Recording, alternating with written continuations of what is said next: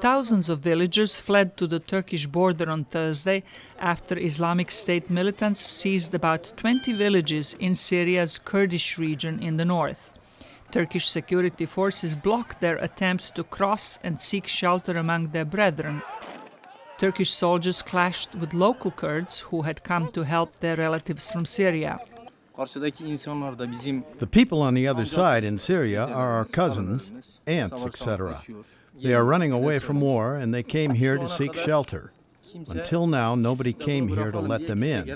We demand that our relatives are let in here. There's a war going on there. Meanwhile, Turkey's new foreign minister called for international help to stop the flow of European extremists trying to join Islamic State forces. Ciddi bir işbirliğine ihtiyacımız var. Yani Türkiye'nin tek başına mücadele edebileceği bir konu değil. We need strong cooperation. Turkey cannot deal alone with that challenge.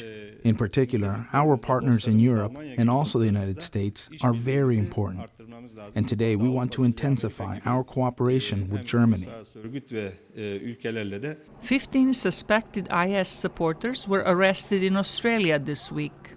Well, that's the intelligence that we received, the exhortations, quite direct exhortations, were coming from an Australian who is apparently quite senior in ISIL to networks of support back in Australia to conduct demonstration killings here in this country.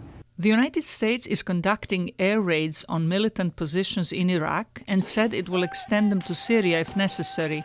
U.S. Secretary of Defense Chuck Hagel reiterated Thursday that an international coalition fighting the extremists is facing a long and complex task.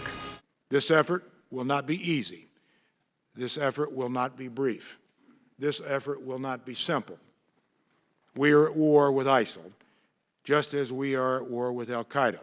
Islamic State has been described as the world's best funded and most armed terrorist group, and its ranks are growing as it attracts disgruntled young Muslims from all over the world, especially from European Union states.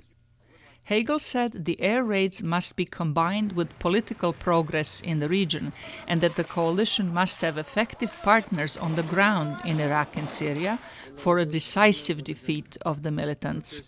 Zlatica Hoke, VOA News, Washington.